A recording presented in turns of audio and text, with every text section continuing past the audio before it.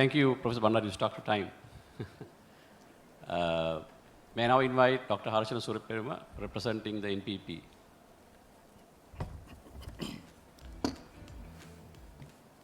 Ivan, Vanakkam, Assalamu alaikum, and good morning to you all. I suppose, Duminda, we would have had many sessions of this nature when there's an election nearby. We would have listened to this type of rosy stories or fairy tales, lot of graphs as to this is how we are going to implement. But look at the results. It's boiling down to implementation. It's about credibility of political leaders to deliver what they preach. If you look at the Auditor General's statement, my presentation will have two components, just to brief. One is why we are here today as a nation and what's our plan as we go forward. Auditor General of the country is mentioning since 2015 to 22, 8 trillion rupees government has borrowed as for project loans, of which 75% is unaccounted for. Our international counterparts, I'm sure they are listening. This is where the money is going. Duminda, representing auditors, it will be an insult to auditors when Auditor General has reported 75% of the funding is unaccounted for. We are here listening to a team who are answerable for that. That's one angle. Madam Kasturi, coming from the private sector, in your organization, if you have managers, key managers, who have never delivered the budget, overspent on their budget, on their expenses, overloaded factories with staff, never delivered what they promised, would you interview them again to ask what are they going to do within the next 5 years? What would your shareholders think if you do that one? What would your employees think who would look up to you if you do that? But here we are today, doing the same thing, listening to failed politicians and their stories as to how are we going to do it again within the next 5 years.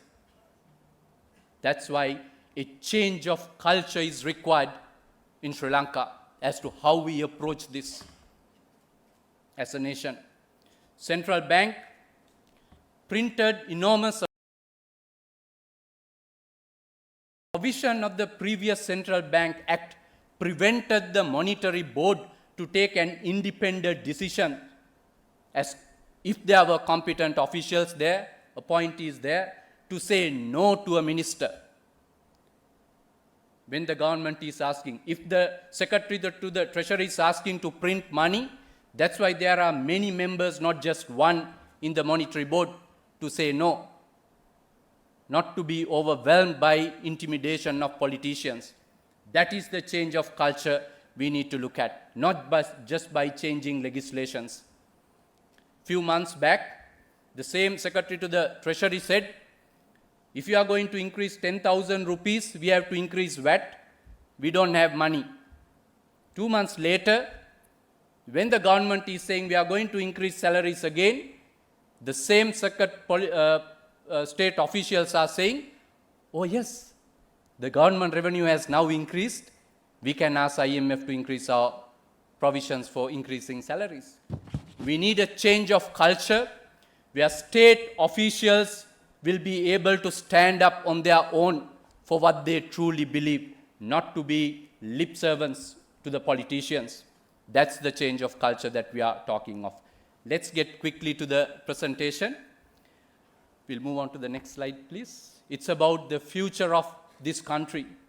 We have seen promises that were saying, I don't know how many of you all came today in a Volkswagen made in Sri Lanka. I'm not sure whether the ambassador from the German embassy is representing us. These were, which one should I press? Okay, thank you. So, whether the German ambassador or the diplomats will vouch for these stories that was told, misled people to win elections. Google balloons, I can see it's hovering all over Sri Lanka, and we are enjoying free internet. Now, in one angle, some are saying we have to bring an end to the menace of subsidies, whereas the same politicians are going and leaders are going and distributing handouts. Party leaders are saying, senior officials saying that they are funded through illegitimate sources. Should we continue this political culture in Sri Lanka? We are saying we have ended queues. If you go and looked at the visa queue yesterday, this would have been your picture. Millions of Sri Lankans are trying to run away from this country. This is the country these failed policies and politicians have created. Don't we need to change that? So that's why. And the political culture, once again, the Central Cultural Fund, there's a report saying, there's allegations saying so much of misappropriation. It has come to Parliament. Where are the outcomes? Is this the culture that we want to continue? We can see a few weeks back, a banking seminar was called, and banking senior officials were advised on governance side. I couldn't stop laughing when I see who was on the stage. And when the head of the state, under the privileges of Parliament, is abusing the judiciary, where can you expect the rule of law? This is the change that we expect for Sri Lanka. This is the change people of Sri Lanka is asking for. That's what NPP is all about. It's about the leadership. It's about the purpose-driven policies. It's about a team with an unblemished track record to deliver with experience and expertise. It's about clean politics, accountability, governance, and transparency in our implementation.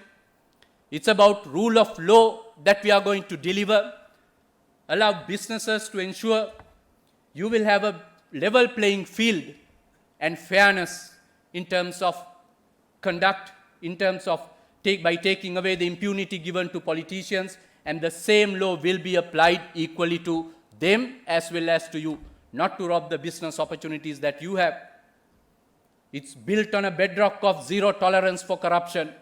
When the highest level of the country is tarnished and tainted with corruption, you cannot expect the ministers, the cabinet, the secretaries, the board of directors of state institutions to say no to corruption. There will be zero tolerance for corruption in the policies that we implement. Government will play the role as the facilitator, provide the necessary resources for the businesses to grow to the full potential that you deserve to be. This is the opportunity that we will create. It will be through a wave of digitization. We will bring resources together. We will connect entities, connect businesses, connect individuals to take Sri Lanka forward. Dr. Suriyapperuma, we have. I'll take a few more seconds. Yes, I'll please. Yeah. stop now. And it will be by creation through the production economy, which I will explain. We will connect Sri Lanka to global value chains, allow you to thrive as businesses to the best potential of yours, but at the same time deliver social equity and inclusion also. Let's discuss more detail when we get a time.